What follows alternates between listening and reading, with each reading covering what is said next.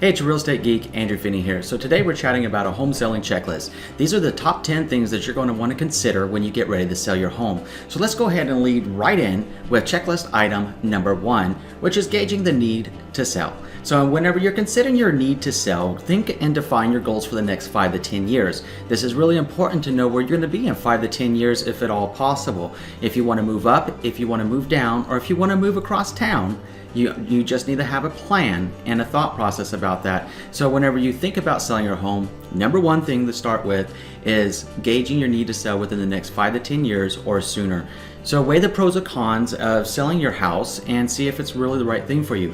You know, whenever I've met with some people that said they wanted to sell their house because they wanted a pool in the backyard, and only to find that the homes that were on the market and available weren't quite matching what they wanted, and it could have been cheaper for them just to put a pool in their backyard.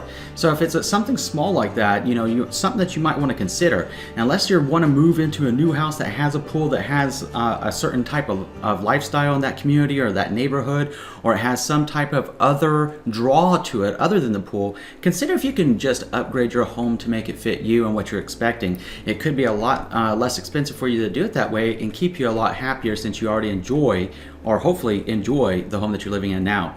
So the next thing to do is to research the local housing market and know what kind of market you're in. Are you in a seller's market? Are you in a buyer's market? Or are you in a stable market?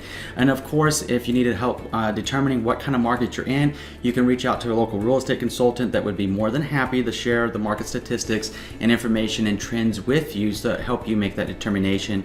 And it's also a pretty good idea that if that was the case too, you might want to just go ahead and set up a meeting with that agent for a quick real estate review for about 10 to 15 minutes and answer any other questions that you have. The checklist item number 2 that you want to consider is calculating your selling expenses. It's really important to note because your home equity is going to be what most people use to pay their home selling expenses. So factor out how much your home should realistically sell for, and that's the key word there, realistically. If you have a $500,000 house and you want to get $750,000 out of it, but it's only worth $500,000 house in the market, I'm sorry, you're not going to get the $750,000.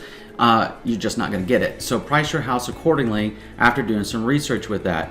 You know, to get top dollar for your home. Now this is different. If your home is worth $500,000 in its current condition, and it might be able to fetch as much as $550,000 or $600,000 if it had renovation because comparable sales support it in your neighborhood and community, then take a look at your costs to go ahead and bring your home up to that level and increase its features and benefits. If you do that, you might be able to go ahead and get more money for your home than you would have if you didn't do them at all. But be wary of the pros and cons of that. You need to weigh it out and see if it's going to be the right decision for you. If it costs you $100,000 to make to get $100,000 of value, great that you got a dollar for dollar return, but it really didn't do anything to your bottom line when you got ready to sell. Now, if you're able to renovate for $25,000 and you got $100,000, well, that's pretty darn good then, because that means you got $75,000 more on the sale of your property than you would have otherwise. I'm going to put up a link for the top 5 home renovations that definitely boost home value. Take a look at it after you get done watching this video and see how your home stacks up to those renovations that are getting top dollar right now. The next thing is to be realistic and to plan out how much your home sale is going to cost. As a general rule of thumb, it's normally best to plan for anywhere between 7% and 10% of your home's value for selling it. So back to the $500,000 home example, that would be $35,000 to $50,000 that you could expect to pay to sell your home.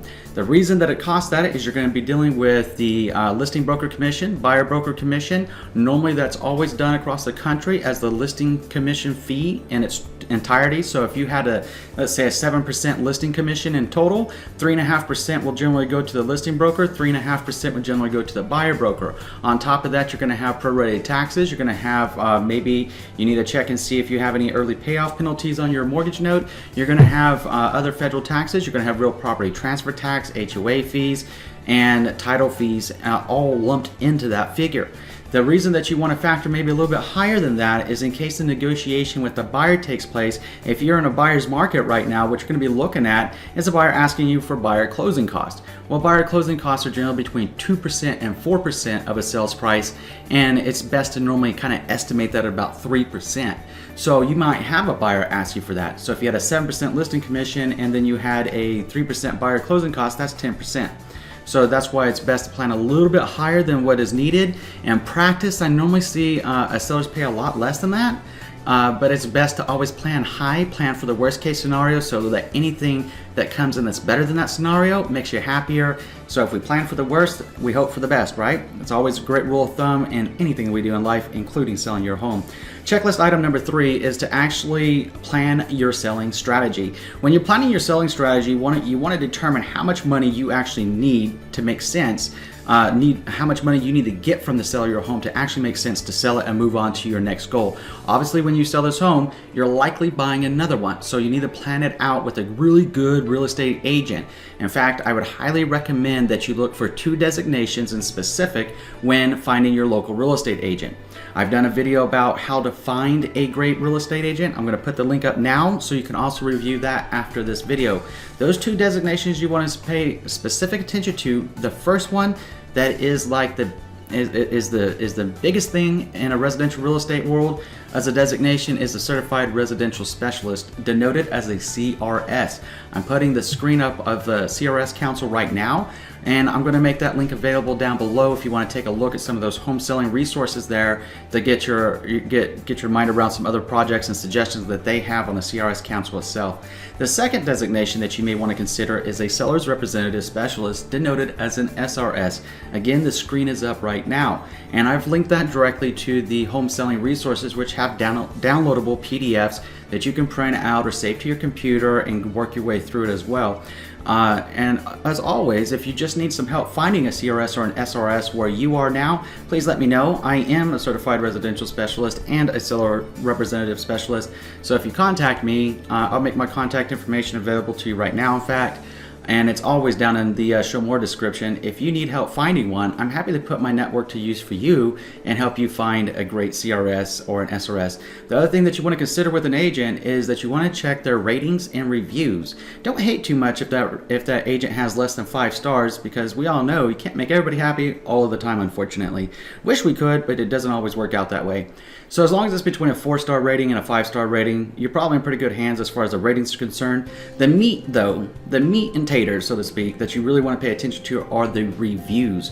Read those agent reviews. See how many they have. If they only got like 3 or 4 reviews, okay, that's a start, but it doesn't really give you a great representation of what people's experiences are working with them. Now, if they have something like 25, 30, 40, 50 reviews or more, well, that's great. You can start getting a better understanding of that agent and what it is to work with them. So check into that. I've dwelled on that point a little bit because having the right agent is everything whenever you're getting ready to sell your home.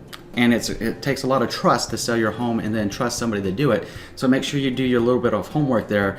After all, back to that half $500,000 home example, if you're getting ready to pay $35,000 to $50,000 and total fees to sell your home, don't you want the best? You do, right? So when you want the best, you look for a CRS. Just a little rhyme there to remember. The other thing that you want to look at is, again, weighing the pros and cons now of selling your home yourself. There is a for sale by owner option, and some people choose this option. It's a little bit unfortunate because the National Association of Realtors that's compiled all these studies in 2016, actually, which was a year ago, but whenever they compiled these studies, they found that the average for sale by owner would sell their home for something like about $190,000. Whenever, if they had listed with the agent, it would have sold for about $240,000. Now, those are statistics that you can't exactly you can't just dismiss that. That's just too staggering, and that's data across the United States that they're surveying. So that's the trend that's out there right now. So what I'm going to do is I'm putting up another link to for sale by owners, a video that I did for sale by owners and 5 mistakes to avoid. So make sure that if that's something that you really want to do, that you take a look at that video, because if you want to do that, hey, why not? knock yourself out, but at the same time have a backup plan with a great agent. And if you want the most money out of your home, it's definitely going to be you're definitely going to be able to get the most money out of your home with a great listing agent. So checklist item number 4 is to determine your home's fair market value. Now, if you're going the for sale by owner route, you're going to want to take a look at county records, your local records. You're going to want to take a look online, and you're going to keep several things in mind, specifically about what kind of new home construction's in your area, what kind of foreclosure activity or short sale activity is going on in your neighborhood, because unfortunately that will also play into your home's valuation. You want to figure out the average cost per square foot for your area, and make sure that your home is in line with that average price per square foot for homes that are selling that are most similar to yours. Try to keep that square foot range, if at all possible, within maybe a standard deviation of 200 square feet plus or minus. That way you can get a better representation of the average price per square foot for that general range, and you can use that number and then multiply it by your square feet to determine what perhaps the fair market value range is for your home. If you have more questions about that, please let me know, and the best place to go to get more information about that is going to be your local real estate consultant after you've checked out their ratings, their reviews, and looked for any type of specific education like the CRS or SRS designations. So whenever you meet with an agent, especially like a CRS or an SRS, what's going to happen is they're going to prepare a comparative market analysis for you. A CRS is even more adept in having the skill set and ability to help you, because they can kind of give you a winning probability odds of selling your home. They can actually look and give you an odds of selling report that lets you know, depending on when you want to sell your home, how many buyers are going to be looking for your type of home in the market, what those homes are selling for, and give you an odds. So then you can know whenever the best time is for you to sell. You definitely want to take advantage of the strong home buying seasons in both the spring and the fall. So make sure that you ask that CRS, that trusted real estate advisor, that question, okay? Checklist item number 5 is to advertise and market your home. Now, if you're going the for sale by owner route, then what you're going to need to keep in mind is you're not going to have the power of the MLS, or, in some cases there are MLS listing services that are happy to take your money just to put your home on the MLS and do nothing else with it, so it's not being promoted all that well. For sale signs in your yard, those are all pretty typical stuff. Sometimes some people say put classified ads out in newspapers. When's the last time you looked for a home in a newspaper? I mean, seriously. We're a digital age now, so we need to have a much more robust and tech-savvy approach to selling your home. It takes a digital presence, it takes an aggressive social media presence, and it takes aggressive marketing across the board with your listing agent getting proactive, calling up all the agents that they know, calling up the top agents in the area where your home resides, calling up the agents that have buyers matching your home, which they will know through a feature in the multiple listing service called reverse prospecting. There's a lot that goes into it. Every agent's going to have a little bit of a different marketing plan of action. So when you meet with your agent that you want to meet with, after you've read those reviews and checked those ratings, checked for that CRS designation and SRS designation, what you're going to want to do is you're going to want to ask them for the marketing plan of action. Sit down, meet with them, and write out your questions that you may have for them so they can help you with that. Checklist item number 6 is actually to prepare and stage the home. So there's actually sometimes renovations not renovations, but repairs that you may want to make to your home. I'm going to put up another video that I did about the top 7 home repairs that you should do before selling.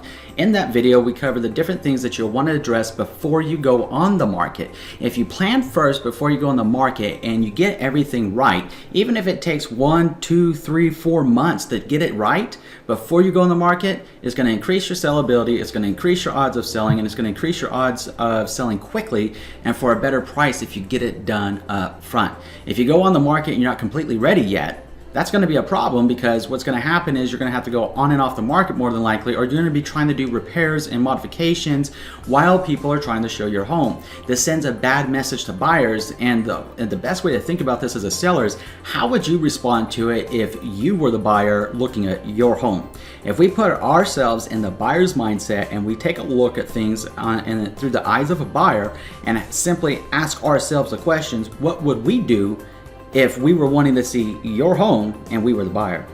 It's a great question to ask, and whenever you consider that, it's the same thing that I do when I list property and I'm working with sellers. I just look at the home, I have a realistic conversation with the seller about the realistic sales price range, give them some different strategies and ways that we can hit it, odds of selling probabilities, a lot of stuff like that. But then what I like to do is sit down whenever I'm getting ready to put the home on the market and actually write out, if I were a buyer looking at this home, what are the benefits, what are the features, what are the detractors, and share that information with the seller and see which of those items we can fix before we go on the market. That way we can minimize any weaknesses to the property and maximize the benefits.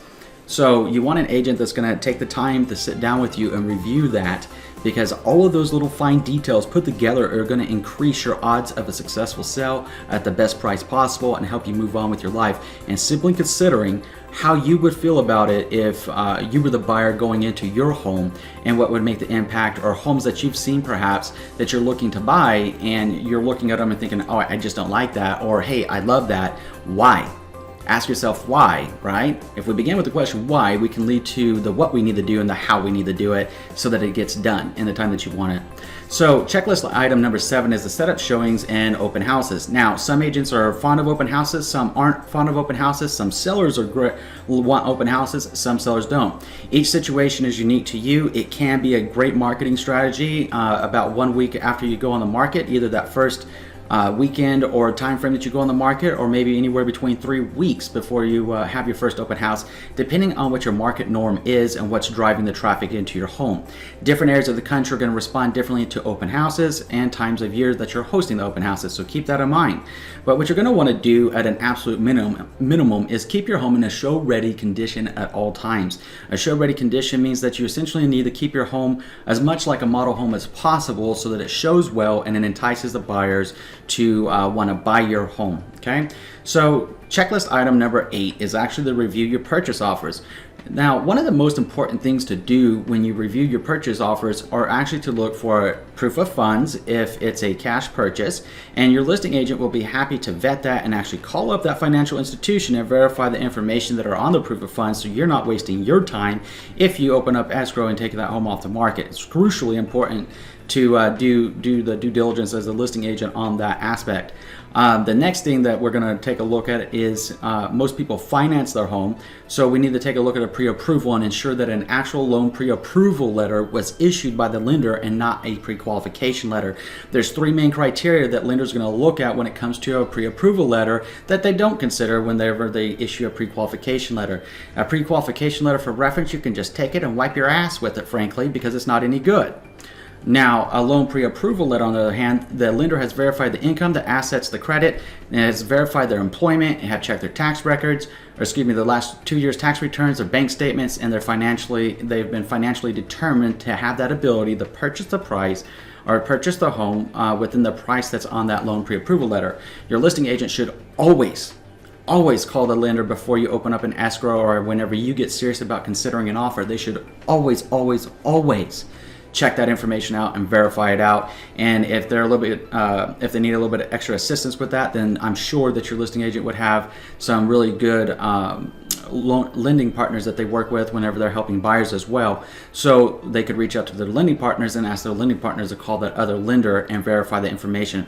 All of these things work in your favor when you're working with the right team and somebody that takes their real estate practice seriously. It's really going to help you out. And the best way, again, going back to it, is if you're dealing with a certified residential specialist, you're dealing with the best in the nation. Only 3% of all real estate agents, of all realtors nationwide, have a certified residential specialist designation. That's a very low number for a whole heck of a lot of agents out there. Just keep that in mind. So then we move on to checklist item number 9, which is making counter offers and negotiating. Now, it's pretty interesting because some of the tips that I've seen out online would say that if a buyer's offer is contingent upon the sale of their home, then ask them to remove that contingency. This is the issue that we're going to see. Right now it's 2017, and what we're going to see as the market continues to stabilize and increase in its value and stabilize over some time here, you're going to see more and more people that need to sell a home to buy their new one. So you're going to see more and more of these contingent upon offers. The reason that I find this interesting is in the same vein as some of these articles or publications that I've read about this topic. They also say then they make your sale of your home contingent upon the purchase of your new home. That doesn't make any sense, does it? Because on one side they're saying, oh, don't accept an offer like that, but then on the other side they're saying, oh, well, always do that for yourself. That doesn't make any sense. You got to put yourself in someone else's shoes and work with them and make sure that the situation works for you. If it works for you, great. If it doesn't work for you, great. Just know up front what we're looking at with negotiations, and just know that that trend is likely to increase as people want to move up into their next home. They might have bought an entry home a few years back, or they might have bought a middle home and they want to move on to their next home. It might be the dream home, or whatever kind of home intentions they have for buying that new place. The important thing to know is that you're going to see more and more and more of these contingent offers upon the sale of another property. Be realistic. Be honest. You're going to be in the same position, aren't you? So make sure that you're taking into consideration that and having that conversation with your listing agent as well. The next thing that you want to do is to keep a level head in negotiations. Don't respond emotionally if you get a lowball offer. Don't respond emotionally if people are asking for a lot of things or seem difficult. Just remove yourself emotionally from the situation. I know it's easier said than done, but that's why you have a great listing agent that's a certified residential specialist, is to ensure that they keep the emotions in check and operate off the facts. I've always shared that with the families that I work with to sell their properties, and even the families I work with to buy property. You know, it's okay if they get emotional. I'm there for them. I listen to them and I assist them and give them the next steps forward so they know what's going on. But at the same time, it's my job as a listing agent or a buyer's agent, depending on what side of the fence I'm on at this with that specific client. But in this case, for the purposes of this video, the listing agent, to always operate on the facts. If you stick to the facts, you mitigate any of the disruptive emotions that could take place in between personality conflicts or different personality styles. Sticking to the facts is always the best thing to do whenever you're working on selling your home. So keep that in mind whenever you're going through the counteroffers and negotiation phase. Listen to the advice and counsel of your listing agent as far as what would make sense and what doesn't make sense. Your real estate agent that you're working with, if they are a certified residential specialist, you should probably consider them your trusted real estate advisor, or you may actually find that's exactly what they are, and they can actually end up being, you guys could actually end up being great friends, as the case with a lot of the families that I work with. That's just a side note, because it's really important to have that trust and that rapport aspect there, so that you know that the agent is working in your best interest at all times and just being completely honest with you. And sometimes and being honest, some things may not seem as nice as others. So keep that in mind.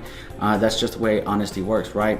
It's far better, and I've learned over the last few years of doing this and helping over 100-something families buy or sell a home, is it's really interesting because people do absolutely wonderful with great news. They do okay with bad news so long as they know about it. And we as people tend to do okay with bad news, but we do horrible, absolutely horrible with no news. So have that agent that's going to give them news, whether it's good, bad, and always communicate with you, because if you get the agent that has like no news, that's not good, because you're going to always wonder what's going on, as opposed to having great communication with your agent and always knowing what's going on. So that brings us full circle to checklist item number 10. And checklist item number 10 is very simple: getting through the escrow process. Getting through the escrow process, your listing agent's actually going to have a flow sheet probably for you, or at least ways a timeline of different things that you can expect over the course of going from getting your home ready for the market, going on the market, negotiating the offers, and then what the escrow phase looks like and the action steps you're going to need to take as you move through the escrow process. So beginning the escrow process, you're going to have the buyer's due diligence. In that period, in the buyer's due diligence, they're actually going to be looking, ordering the home inspection. They're going to be ordering the home appraisal. If you're living in an HOA community, you're going to need to order those documents and get them to the buyer as quickly as possible, which of course your listing agent will handle for you. And there's going to be a lot of other activities taking place in that first 10 days known as buyer due diligence. Now, the buyer due diligence could be more time, it could be less time. It just depends on what state you're in, and it also depends on what you agree to in your purchase offer. So there's a lot more to the home selling checklist, and if you have some questions about it, feel free to reach out to me. I'm putting my information up again so that you can have it available if you have some questions. It doesn't matter where you are in the country. I'd love to hear from you. That's why I make these videos, is to help you. And if you have follow-on questions, then please let me know. At the same time, if you would like me to help you find a certified residential specialist or a seller's representative specialist, or perhaps an agent that has both designations, please let me know. I'm happy to help. Now, if you've enjoyed this video, please go ahead and subscribe to the channel now, like the video, and share it around. You never know who this video is going to be able to help. Thank you so much for watching today, and enjoy a great day.